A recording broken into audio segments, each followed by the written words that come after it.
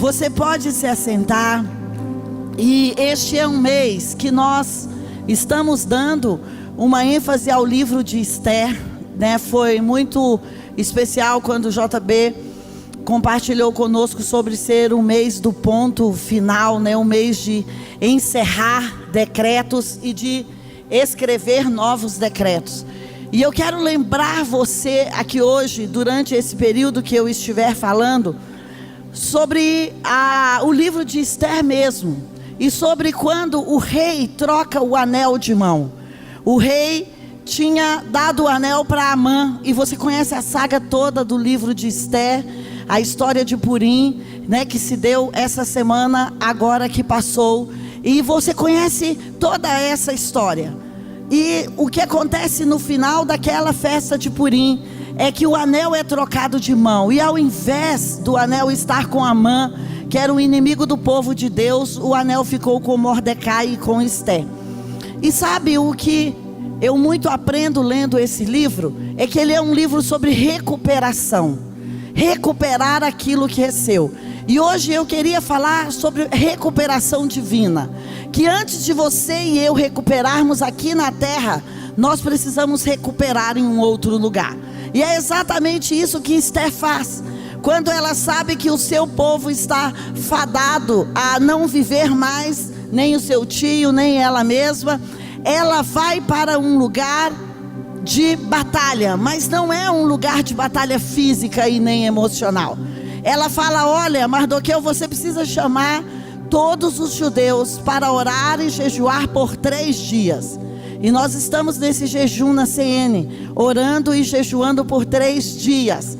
E eu e as minhas servas também iremos orar e jejuar por 3 dias. Então, quando ela soube de um diagnóstico, de uma tragédia, do saldo bancário, ou então de que o marido iria sair de casa, ou então de que os filhos não estavam bem na escola, ela não foi direto aos apelos humanos. Ela não chegou na porta do rei e falou: rei, eu tenho que ter uma audiência contigo, mesmo que você não tenha marcado. Ela não pensou assim: poxa, eu poderia dizer aos judeus que eles deveriam se rebelar e sair daqui todos correndo. Não, ela falou: eu vou para o secreto, eu vou recuperar divinamente primeiro. Eu vou para esse lugar de saber o que Deus quer que eu faça. Eu vou para esse lugar que as estratégias são invisíveis, que talvez a gente não vá ter um resultado de cara. Eu vou puxar os céus para mais baixo. Eu vou chamar a atenção de Deus. Eu vou chamar a atenção do mundo espiritual. E então é isso que ela faz. Ela fala: olha, primeiro, antes de ir lá fazer o meu pedido para Amã, eu vou fazer o meu pedido para o rei, eu vou fazer o meu pedido para Deus. Antes de apresentar essa situação para o rei, que é aquele que governa literalmente aqui, eu vou apresentar essa situação para Deus. E recuperar significa tomar de volta, significa você retomar ao seu lugar de autoridade, aonde o inimigo tentou remover você em outras estações.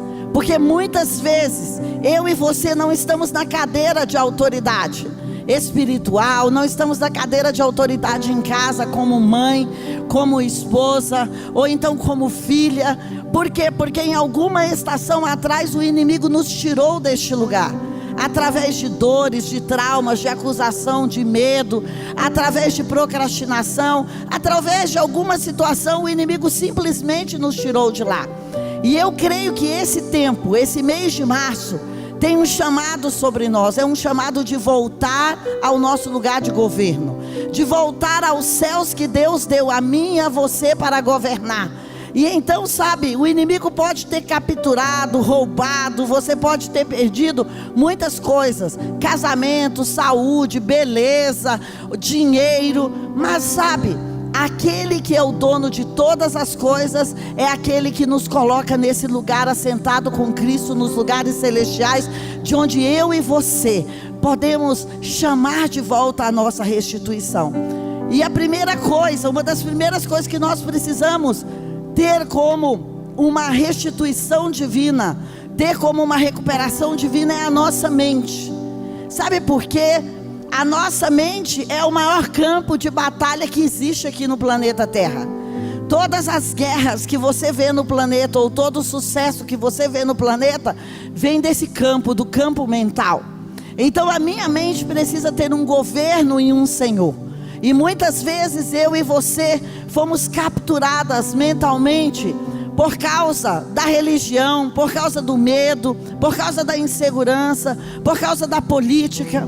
E a nossa mente, ela precisa voltar para o lugar e ter o governo de Deus. A Bíblia diz em Romanos, você não pode deixar a sua mente solta. Você tem que transformar a sua mente todos os dias de acordo com a mente de Cristo. Como eu vou saber qual é a mente de Cristo? Você sabe qual é a mente de Cristo? Quando você vem numa reunião dessa e adora a Deus. Você sabe como é a mente de Cristo? Quando você lê a palavra, quando você declara a palavra. Hoje nós fizemos um desafio aqui como pastores da CN, e que você pode encarar isso com o seu discipulado. Nós, como pastores da CN, vamos estar lendo a Bíblia toda em 3 dias. Cada um de nós vamos ler um livro, da Bíblia. E nós vamos ler a Bíblia toda para declarar que você está sobre esse teto aqui na Comunidade das Nações. Que a palavra de Deus vai se cumprir integralmente sobre a sua vida. E nós vamos ler todas as vírgulas, todos os pontos, todas as exclamações, todos os travessões. Não sei se existe isso na Bíblia, acho que não. Nós vamos ler lá para declarar isso sobre a sua vida, porque nós somos pais e mães sobre este rebanho. Nós somos os responsáveis e nós queremos declarar o que a palavra de Deus declara sobre você. E nós vamos estar esses 3 dias. Então, se você foi inundado pela palavra de Deus, é porque existem homens e mulheres profetizando sobre a sua vida essa palavra. E é assim que eu aprendo a renovar a minha mente conforme a mente de Cristo. Por quê? Porque a palavra de Deus é a palavra do Pai. É a palavra que o Pai inspirou a profetas. É a palavra que o Espírito Santo inspirou a profetas. Para fazer o quê? Para fazer um governo dos céus aqui na terra. O som tá bom para você? Porque para mim não tá bom, mas tudo bem, eu consigo conviver com ele. Mas se tiver bom para você, é porque para mim tá dando um eco. Eu tô me ouvindo depois, não é confortável. Mas se tiver bom para você, tá tudo bem. Então olha só, nós precisamos sair do nosso estado mental ruim, do nosso estado mental para baixo, do nosso estado mental pobre, e nós precisamos tomar posse do estado mental de Jesus, do estado mental de Deus. Nós precisamos recuperar uma outra coisa, a fidelidade. Você fala, poxa, mas eu sou fiel ao meu marido, eu sou fiel às crianças, eu sou fiel ao ministério. Mas deixa eu te dizer, muitas vezes nós não somos fiéis a Deus. Muitas vezes a nossa fidelidade é: se Deus fizer isso, eu vou fazer isso por Ele. Se Deus me der isso, então eu vou fazer aquilo outro. E sabe, Deus nos chama para uma aliança baseada na fidelidade. E fidelidade é: independente do que a mão de Deus faça por mim, eu sou dele, eu pertenço a Ele e eu vou continuar adorando a Ele. De repente nós falamos, olha, eu vou adorar depois que Ele fizer isso, eu vou ficar feliz depois que Ele fizer isso. Mas sabe, Deus está chamando por um povo nesse tempo que é um povo como aqueles que batalharam com Gideão. Você lembra que Gideão tinha um exército para ir com ele na guerra, para pegar a colheita dele de volta. Por quê? Porque a colheita estava nas mãos de inimigos. E sabe como é que Gideão escolhe os seus soldados? Gideão escolhe os seus soldados pela forma de tomar água, né? Se você tiver água aí, toma água aí. Agora vamos ver a forma, Aline, que você toma água, entendeu? Poxa, Aline, você deixou um dedinho assim para fora, ó. Brincadeira, não deixou. Então ele seleciona por um modus operandi de tomar água. Aqueles que tomam água diferente são aqueles que vão à guerra e que recuperam o trigo e que recuperam o país. E esta é uma hora que eu e você temos que nos dispor a orar diferente. Temos que nos dispor a adorar diferente. Temos que nos dispor a ministrar diferente. Temos que nos dispor a ter momentos secretos diferentes. Sabe por quê? Diferente é aquilo que é santo, porque aquilo que todo mundo faz se chama comum, e o que é comum se chama profano. Então, se a diferença entre santo e profano é fazer o que a maioria não faz, é fazer diferente. É se as pessoas oram até 5h59, você vai orar até 6. Se as pessoas chegam no culto 6h05, você vai chegar às 6. Então, sabe, os que ganham a guerra são aqueles que fazem de forma diferente, não são aqueles que fazem conforme a multidão. Então eu e você vamos recuperar quando nós conseguirmos mentalmente fazer de forma diferente do que nós estamos fazendo. Sabe, se você quer emagrecer, se eu quero emagrecer, e eu super quero, se você tiver uma máquina que entra hoje e já sai amanhã, sabe, com 20 quilos a menos, me apresenta. Aquela câmera hiperbárica bem que podia ser sobre isso também, né? Elisângela disse que vai comigo, né, Elisângela? Então podia ser, sabe, mas não existe isso. Porque se você e eu queremos emagrecer, nós precisamos fazer diferente a partir de hoje.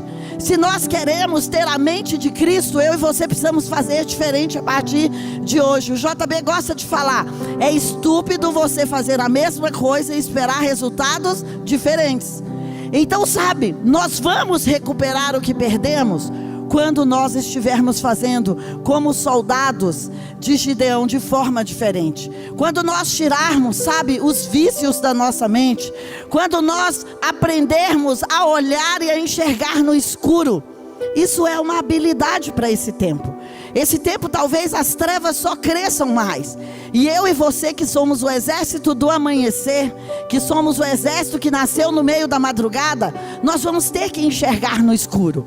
Nós vamos ter, por exemplo, o jaguar e, se eu não me engano, a pantera, são animais que enxergam no escuro. Estuda sobre elas, para a gente ver que lente a gente tem que colocar nos olhos espirituais, sabe, para enxergar no escuro. Enxergar no escuro é uma habilidade de não ser guiado pelas circunstâncias. Você diz, olha, eu vou atravessar aquela parede. Eu vou atravessar aquela parede? Não, calma, disse, isso é daqui uns dias ainda, sabe, mas a gente vai se aproximar disso, né? Quando a massa molecular, não, ela já cabe debaixo da unha de um dedo, né? Mas a gente vai chegar lá, gente, eu creio, hein?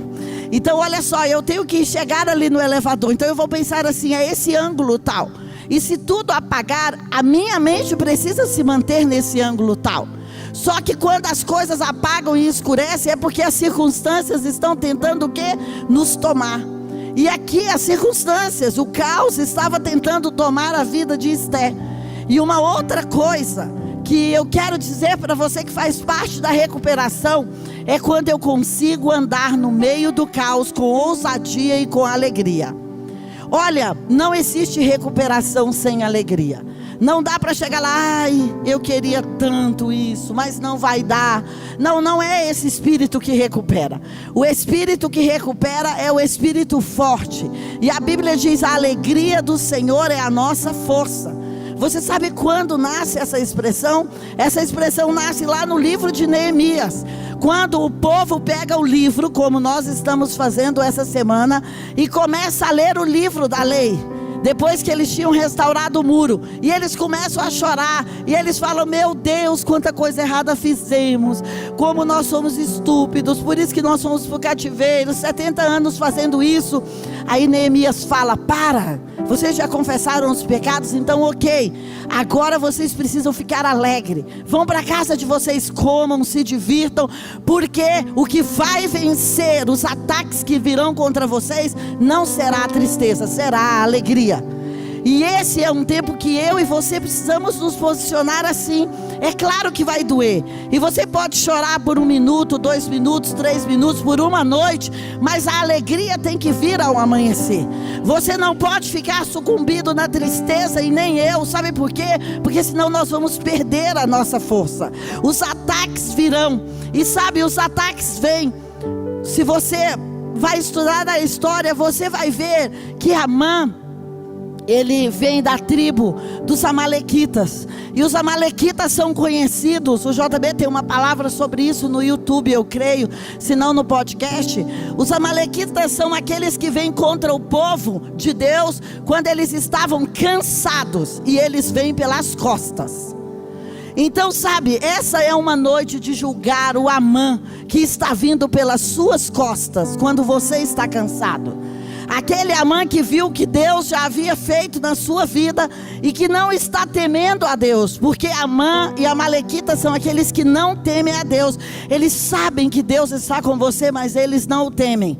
E sabe, por isso é que a sua alegria precisa guardar inclusive as suas costas. Por quê? Porque se você é alegre, por onde você passa as pessoas vão dizer: meu Deus, passou por aqui hoje uma morena linda, maravilhosa, e ela era tão alegre, solteira, que eu estou agenciando, né? Fica de pé aí, faz assim pro pessoal, porque vai que elas têm um irmão, anda. Vai que elas têm um irmão, entendeu, gente? Mas eu estou agenciando, passa aqui primeiro, entendeu? Então, sabe, a alegria vai nos ajudar a ser ousados. A alegria vai nos ajudar a ter júbilo dentro de nós para avançar um pouco mais. E nós precisamos disso nesse tempo. A Bíblia diz assim: bendize, ó minha alma, ao Senhor, e não te esqueça de nenhum de seus benefícios. Sabe quando a alegria começa a brotar? Quando eu começo a bendizer o Senhor e quando eu começo a enumerar os benefícios que o Senhor fez por mim e por você. É aí que a alegria brota. A tristeza brota quando nós começamos a dizer assim: está faltando isso, está faltando aquilo, não deu certo isso, não deu certo aquilo. Quando nós estamos enumerando o que? O que falta. Mas quando eu e você começamos a enumerar os benefícios do Senhor, sabe o que acontece? A alegria começa a vir dentro de nós. Então a recuperação divina tem a ver-se com manter um espírito alegre, tem a ver-se como chamar para fora a adoração que está dentro de você, porque ela será uma força para você. A nossa dúvida mostra a nossa fraqueza, mas a nossa alegria mostra a nossa força. E é nisso que nós precisamos fixar. Não é na dúvida, mas nós temos que fixar, nem na descrença, mas nós temos que nos fixar na alegria de que Deus está no controle de todas as coisas. Talvez de sexta-feira para cá os dias estão mais negros para nós e estão mais desafiadores, mas eu não sei explicar para você como eu estou com uma paz interior. Como eu posso falar para você de alegria aqui hoje, de que eu não estou assustada com aquilo que ameaça vir, de que eu não estou assustada com aquilo que, sabe, que ruge, que nos cerca. Não, porque sabe quando eu entendo que Deus está com a mão dele sobre todas as coisas, e que aquilo que o inimigo intentar contra mim e contra você, Deus vai tornar em bênção. Vai ser uma oportunidade para Deus tornar em bênção. Então, sabe, guarda o seu coração nesta madrugada. Guarda o seu coração nesse mês de março, que é um mês que nós estamos aí para chegar perto da Páscoa. E que talvez o inimigo, sabe, vai forçar um pouquinho mais para que a gente possa escolher destinos errados. Mas deixa eu te dizer, a alegria vai guardar você no destino que o Senhor chamou para você. Não vai ter, você não vai errar o seu caminho. A alegria vai guardar você. É tão interessante que nós podemos ver nesse tempo um reino chegando e que nós podemos ver o reino do mundo também. E eu queria só falar para você disso aqui rapidamente, porque a palavra de Deus diz que eu e você somos o anunciador deste reino. E quando eu anuncio esse reino que está chegando, este novo reino, é que eu recupero as coisas originais. Mas ao mesmo tempo o mundo também tem um reino, e ele também está avançando, e ele também está anunciando o reino dele. Eu não sei se você entende isso, mas hoje nós temos uma guerra frequente sobre isso, talvez todos os dias. Ontem também o JB falou sobre: se você se humilhar na presença de Deus, no tempo oportuno você será exaltado. E quando é que o reino do mundo vem? O reino do mundo vem quando ele fala: exalta você mesmo, projeta a você mesmo, chama a atenção das pessoas para você mesmo, diz o quanto você é bom para as pessoas. Esse é o reino do mundo, e que ele é passageiro. Esse é o reino do mundo quando nós dependemos da força do próprio braço. Mas o reino de Deus é aquele que diz: olha, quando você se humilhar e quando você servir, Deus vai te exaltar em um tempo oportuno. Hoje, quando eu fiquei estudando esse texto, eu fiquei pensando: disse, quem você está servindo? Moisés serviu por 40 anos o seu sogro no deserto. Davi serviu o seu pai ali cuidando do seu gado, e depois ele serviu na caverna de Adulão aqueles soldados feridos. Ruth serviu a Noemi. Então a quem eu e você estamos servindo hoje? Por quê? Porque quando nós estamos servindo ao próximo, ajudando ao próximo, isto é uma chancela para nós podermos recuperar divinamente aquilo que nós temos. Por quê? Porque é um lugar que nós colocamos para ser assistente de alguém, para ajudar alguém. Então, se eu e você queremos ser promovidos no reino dos céus e no reino da terra, é hora de dizer para alguém: me deixa te servir, me deixa te ajudar, me deixa fazer sua unha, arrumar o cabelo, ou me deixa limpar sua casa, cuidar das crianças, me deixa fazer algo por você. Porque quando nós vamos olhar o padrão da recuperação divina é essa. É assim que Moisés herdou aquele lugar de ir e libertar o povo. É assim que Ruth herdou o casamento. É assim que Davi herdou o trono. Então é assim que cada um deles herdaram. Como? Servindo uns aos outros. Isso nos ajuda a recuperar aquilo que Deus tem para nós. E eu queria dizer para você aqui, indo para o final, porque nós temos a Santa Ceia, que Amã, em Deuteronômio 25, você vai ver sobre isso. Ele vem da família dos amalequitas. E os amalequitas, como eu já disse, são aqueles que querem atacar pelas costas. Saul, quando deveria ter matado os amalequitas todos, ele não matou. Ele separa o rei e ele separa pertences. E Deus havia dito: olha, não é para você deixar nada dos amalequitas, é para você matar. E quando você vai estudar a história, Mordecai é alguém que veio dos amalequitas, ou que veio de Saul. Então Mordecai veio da tribo de Dan, de Saul. A história diz assim. E então ele é alguém que está ali para fazer o trabalho de exterminar os amalequitas. Ele está ali para fazer o trabalho de não deixar os amalequitas atacar mais o povo de Deus. E hoje eu tenho esse desafio para você. Provavelmente você convive com alguma coisa que os seus antepassados deixaram passar para a sua família. Talvez algum vício, talvez algum diagnóstico, talvez alguma forma de pensar, talvez alguma forma de fazer negócio. E sabe, hoje Deus está te chamando para aniquilar os amalequitas que a sua geração anterior deixou passar.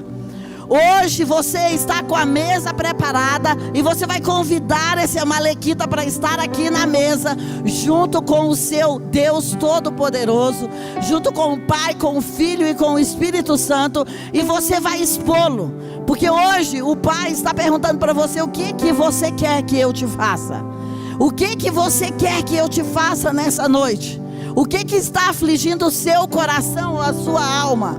O que está deixando você noite sem dormir? Então essa é uma noite para você denunciar o seu amalequita. E ele não é uma pessoa, ele é um espírito que pode estar agindo através de uma pessoa, através de um sistema, através de uma empresa. Mas sabe, hoje quando você tomar este cálice, você vai dizer: olha, eu estou denunciando esse amalequita. Eu estou denunciando isso que o meu pai deveria ter resolvido, que a minha mãe deveria ter resolvido, que o meu marido deveria ter resolvido, ou então que eu deveria ter resolvido em estações passadas e não resolvi. Então sabe, Deus está querendo que eu e você denunciamos os espíritos que estão atacando a nossa família, as nossas finanças, os nossos filhos, que está atacando você na saúde, que está atacando talvez os relacionamentos que estão perto de você, que está atacando sua vida profissional. Por quê? Porque Deus disse que nós deveríamos exterminá-los, porque eles sempre iriam perseguir o povo de Deus. Então eu queria que nessa noite você baixasse a sua cabeça por um momento e pensasse qual é o espírito que tem rondado a sua vida quando você está cansado, quando você está, sabe, talvez voltando de uma guerra, que tem vindo pelas costas, que tem, sabe, vigiado você e que tem se posicionado ao seu redor. e que tem, sabe, dificultado o seu caminho, que tem se colocado antes dos lugares que você vai passar, que tem feito com que você se desvie do caminho. Sabe, hoje Deus está falando como Ele fala em Esther capítulo 8, versículo 8, depois você pode conferir. Ele fala o seguinte: olha, peguem agora e escreva o decreto que vocês quiseram, o decreto que vocês acharem melhor contra os amalequitas. Escreve o decreto e sela com o meu anel, com o anel do rei, e sela com o sangue de Jesus, porque aquilo que você selar não vai poder ser revogado. E disponha a defender a sua vida, disponha a defender a sua família, disponha a defender tudo que é seu. E sabe, quando eu estava lendo a Bíblia aqui agora sobre esse texto, sabe que dia esse decreto foi criado? No dia 13. E hoje é que dia? No meu calendário é 13 também. Esse decreto foi criado para revogar os decretos dos amalequitas no dia 13 do mês de Adar. Hoje não é 13 de Adar, mas hoje é 13 de março, porque 13 de Adar já passou, porque Adar começou no final de fevereiro, mas é próximo desse dia. Mas sabe, eu poderia ler milhões de textos ou partes do livro de Esther, e os meus olhos caíram sobre esse dia, que no dia 13 de Adar, Deus disse: escreva um decreto que cancele as obras dos amalequitas, que cancele as obras de Amã, que cancele as obras daqueles que atacam pelas costas, daqueles que atacam na hora que você está cansado e sem energia. Então eu queria que você ficasse de pé, e antes de tomar a ceia, antes de, sabe, colocar o pão e o vinho na sua boca, você vai falar com as suas palavras agora o decreto que você está escrevendo. Você vai declarar esse decreto, e você não vai dizer: eu quero ser responsável espiritualmente aqui.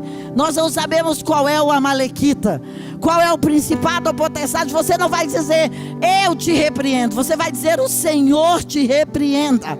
Você não vai na sua força, você vai na força do anel do seu rei.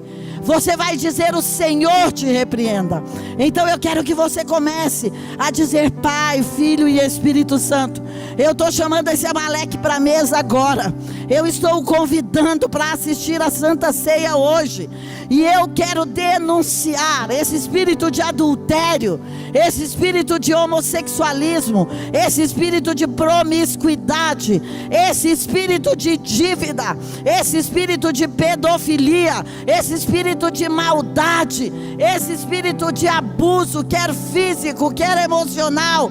Nós queremos denunciar aqui hoje esse espírito de que constrói empresas e perde tudo, este espírito de câncer de mama, de câncer de útero, de câncer de próstata, esse espírito de doenças raras e doenças especiais que vão passando de uma família para outro, esse espírito que impede as pessoas de casarem, esse espírito que impede as pessoas de ter um sexo bem feito pelo Senhor, esse espírito que está buscando abismos na área sexual.